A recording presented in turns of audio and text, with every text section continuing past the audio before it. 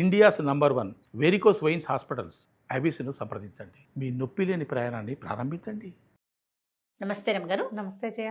రమగారు, కష్టాలు బాధలు ఉన్నప్పుడు, ఇబ్బందులు పడుతున్నప్పుడు భగవంతుణ్ణి తలుచుకుంటాం. రకరకాలుగా చెప్తూ ఉంటారు సలహాలు సూచనలు. ఆ గుడికి వెళ్ళు, ఈ గుడికి వెళ్ళు, ఈ పూజ చేయి, ఈ విధంగా చేయి, ఉపవాసం ఉండు, ఇట్లా ఇవన్నీ చేస్తే సరిపోతుందా రమగారు?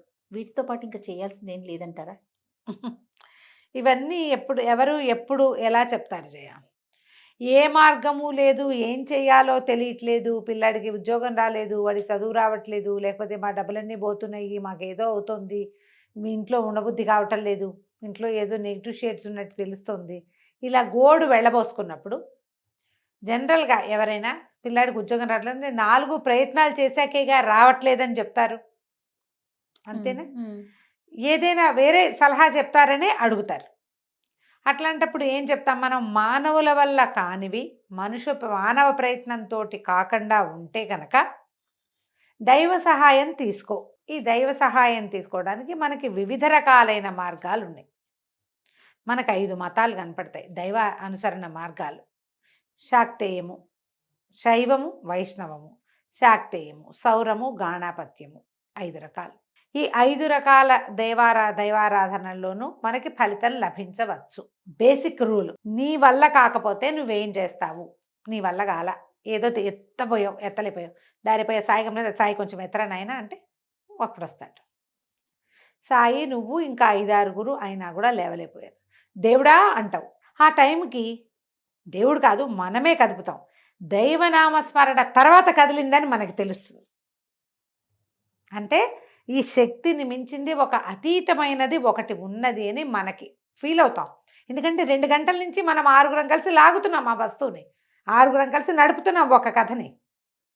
నడపటల్లా దైవనామస్మరణ తర్వాత దేవుడా నువ్వే దిక్కు, ఈసారి వెంకటేశ్వర స్వామిని కొబ్బరికాయ కొడతా, మామిడికాయ తెస్తా, చెప్తావు మామిడి పళ్ళు ఇస్తాను, ఒక అరటిపళ్ళ గెల సమర్పిస్తాను, 101 కొబ్బరికాయలు కొడతా, జుట్టు ఇచ్చేస్తా, వీడి జుట్టు కూడా ఇస్తాను, పక్కవాడి జుట్టు కూడా చూపిస్తావు. ఇవన్నీ చెప్పాక ఈ పని అవుతుంది. పని చేసింది నువ్వే అయినా ఏం చెప్పాక ఈ పని అయ్యిందో చెప్పు. మొదట మనది అంతా చెప్పుకున్నామా? ఆయన్ని పిలిచి నువ్వు నాతో ఉండు అని ఆయనకి చెప్పి ఆయన ఉన్నాడని నమ్మి పని చేస్తావు కదా. అవునండి. ఇప్పుడు దీపారాధన చేసేది ఏమిటి? దీపారాధన అనేది ఒక క్రియ కాదు, ఉట్టి క్రియగా దాన్ని భావించొద్దు.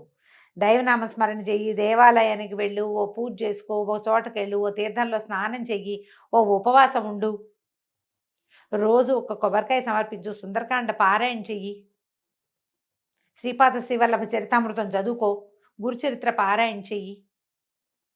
ఇవన్నీ ఒట్టి క్రియలు కాదమ్మా, దాన్ని ఒట్టి క్రియగా భావించకూడదు. నీ నమ్మకం అనే పెట్టుబడి పెట్టి వెలిగించిన క్రియ అది. ఆ క్రియ చేసినప్పుడు ఆ క్రియ నీ వెనకాల ఉంటుందని నువ్వు నమ్ముతావు. ఒట్టి క్రియ అంటే ఏమిటి చెప్పు? ఈ వస్తువు తీసి ఇక్కడ పెట్టడం. దీపారాధన అట్లా చేయంగా మనం. అవును, శ్రద్ధగా చేస్తాం, నమ్మకంతో ఆస్థతోటి చేస్తాం. ఈ ఆస్థ మన వెనకాల నిలబడుతుంది. మనం ఈ ముందు ప్రజెంట్ చేసింది మన వెనక్కి వచ్చి నుంచుంటుంది, మన వెన్నుదన్నుగా ఉంటుంది.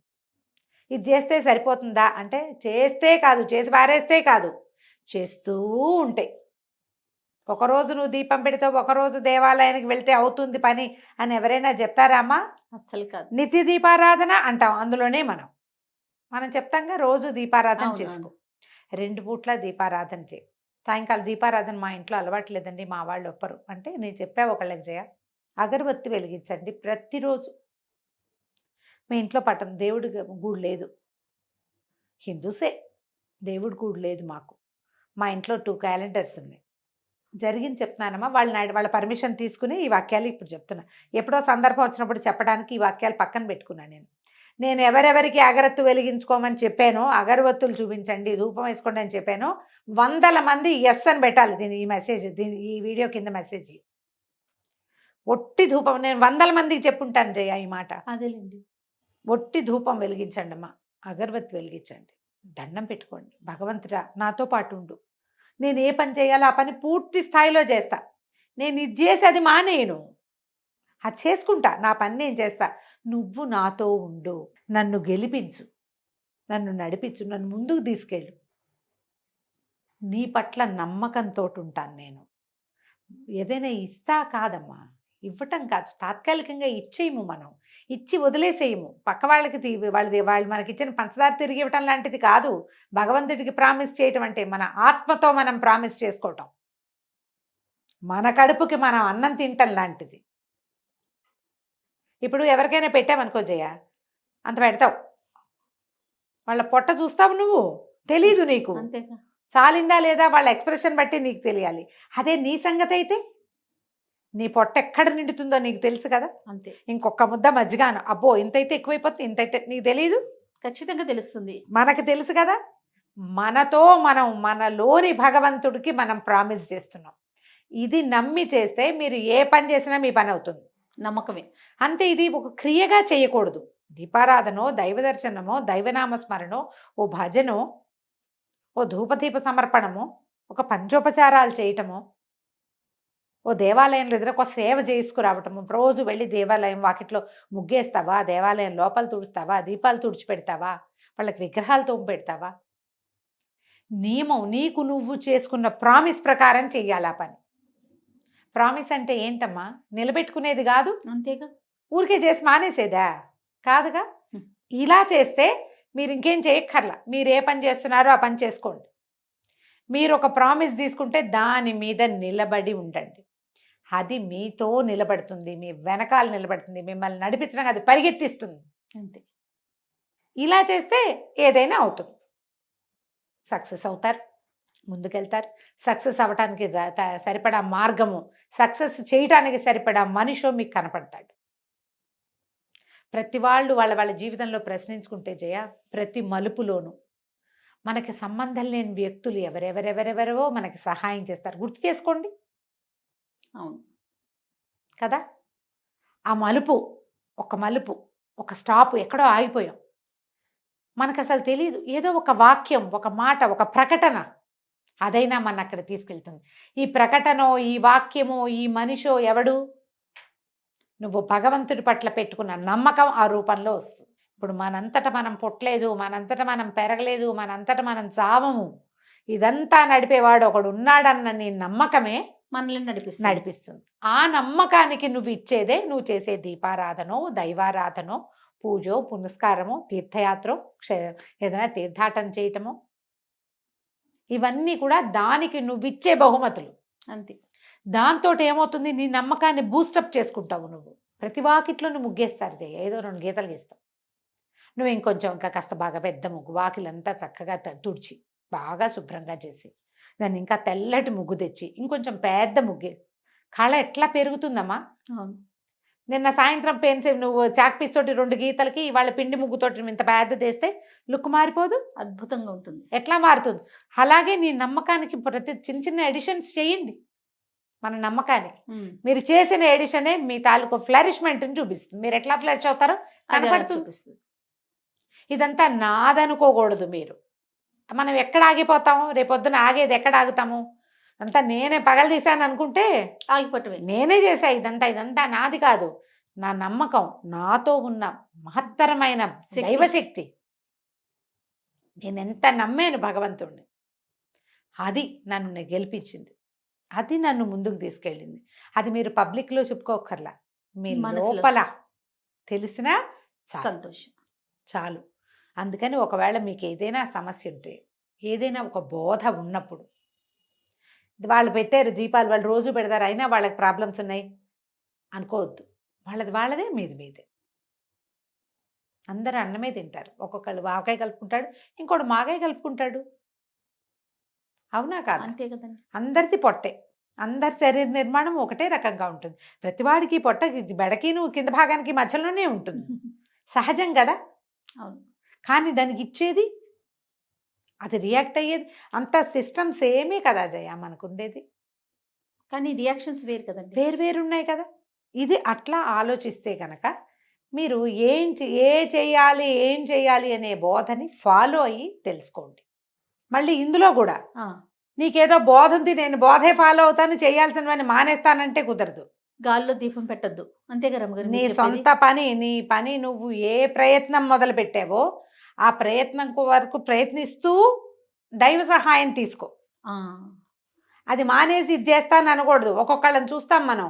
ఏమిటో కొన్ని నెలల పాటు గుళ్ళోకి వెళ్తే ఉద్యోగం వస్తుంది, after 1 year I will be the king, ఇలాంటివి అలా కుదరవు. అట్లా కుదరదు, అట్లా నడవదు. ఏదో సినిమాల్లో నడుస్తాయి, మామూలు జీవితాల్లో అట్లా నడవు. నీ ప్రయత్నం నువ్వు చేస్తూ ప్రయత్నశీలుడుగా ఉంటూనే ఆస్థని కలిగి ఉండాలి. నీ ప్రయత్నానికి ఇంకొంచెం బలం వస్తుంది నీ నమ్మకం వల్ల, నువ్వు చేసే క్రియ వల్ల, దైవారాధన వల్ల. ప్రయత్నం చేయకుండా ఒట్టిగా దీపం పెడితే వచ్చేస్తుందని నమ్మకండి, అలాంటి ఉండదు. అదేదో కట్టుకుంటే తాయెత్తు కడితే ఏదో వచ్చేస్తుంది, తాబీజ్ మహిమ అని చెప్పుకునేవాళ్ళ, ఓ జోక్ అది కదా. అట్లా జరగదు. జరిగిన దాన్ని నమ్మకండి మీరు. మన కష్టమే మనల్ని మనం నమ్ముకుంటే, ఇప్పుడు మనల్ని మనం నమ్ముకోవటం అంటే జయ బాగా ఆలోచిస్తే, ఇప్పుడు మనమైనా భగవంతుని యొక్క ప్రతిరూపాలం మనం, అంతే కదా. అవునా? అవునండి. ఇప్పుడు మనలో ఉన్న భగవంతుణ్ణి నువ్వు మరింతగా పనిచేయడానికి ప్రేరేపించు. మనకి మన చుట్టూతా ఉన్న భగవంతుడిని నాకు సహాయం చేయమని అడుగు. ఆ ప్రేరేపణ ఉండాలి, అడగటము ఉండాలి. ఈ రెండు కలిసి నడిస్తే సక్సెస్ వస్తుంది, ఏది మొదలు పెడితే అందులో. అంతే. ఇప్పుడు పైగా ఈ జనన మరణ చక్రం లాగానే మన జీవితం కూడా ఒక చక్రం. ఇవాళ అద్భుతమైన సక్సెస్ కనపడుతుంది, రేపు ఏటో కొంచెం స్లోగా కిందకి పోయినట్టు ఉంటుంది. పోయింది పోయింది పోయింది పోయింది, అయిపోయింది అయిపోయింది అయిపోయింది. అయిపోయిన తర్వాత చక్రం కదా అది, కిందకి పోయింది, మళ్ళీ పైకి రాదు. అంతేగా, గ్యారంటీగా వస్తుంది, 100% వస్తుంది, వెనక్కి తిరిగి వస్తుంది. అవును. ఆ వెనక్కి తిరిగి వచ్చేటప్పుడు మీరు నమ్మకాన్ని పోగొట్టుకోకుండా ఆ భగవంతుడిని పట్టుకుని ఉండండి. మేము చేయాల్సింది చేసాం, ఇక నీ సహాయం కావాలి. ఇది చాలా మందితో ప్రాబ్లం ఏంటంటే, ఏదైనా ప్రాబ్లం రాగానే ముందు మానేసేది దైవారాధన మానేస్తారు, దైవాన్ని మార్చేస్తారు. కరెక్ట్ అండి. దైవాన్ని మార్చొద్దు, ఆరాధన మానద్దు. అన్నం తింటాం మాంటలేదుగా, ఓ పూట మానేస్తావు, కడుపు కాలుతుంది, రెండో రోజు తినవు. ఖచ్చితంగా దైవారాధన కూడా అంతే. అన్నం తినంత సహజంగా గాలి పీల్ చిచ్చి నాకు చాలా ఇష్టంగా ఉందని గాలి పీల్చడం మానేస్తావా? అన్నం తింటాం అయితే మానేస్తావు, వండుకు తినాలి కాబట్టి. గాలి పీల్చడం ఇన్వాలంటరీగా జరిగిపోతుంది. ఆ ఇన్వాలంటరీగా ఎలా గాలి పీలుస్తామో, దైవారాధన, దైవం పట్ల నమ్మకం ఇన్వాలంటరీగానే ఉండాలి. అదేదో చేస్తేనే వీడిని నమ్ముతాను అన్నావా, ఇక నువ్వు బార్టర్ సిస్టమ్ వ్యాపారం చేస్తున్నావు. భగవదారాధన కాదది. నీ పని అవ్వపోయినా నువ్వు ఆరాధించాల్సిందే. నీ పని అవ్వపోయినా నువ్వు గాలి పీల్చినట్టుగా, అంతే. అర్థమవుతుంది కదా పాయింట్? అవునవునండి. అంత సహజంగా ఉండాలమ్మా. నువ్వు అంత సహజంగా గనక దైవారాధన చేస్తే మీకు ఏది రావాలో అది వస్తుంది. ఖచ్చితంగా వాతావరణం మారంగానే జలుబు చేస్తుంది. ఎక్కడైనా మంచి గాలిలోకి వెళ్ళగానే ఆ సువాసన మీ మన లోపల గాలి పీల్చి ప్రత్యేకంగా పీల్చి వాసన పీల్చక్కర్లా, మీరు ఆటోమేటిక్గా తెలిసిపోతుంది.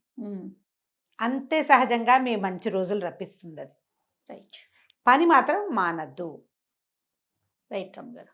నమస్తే. నమస్తే జయ.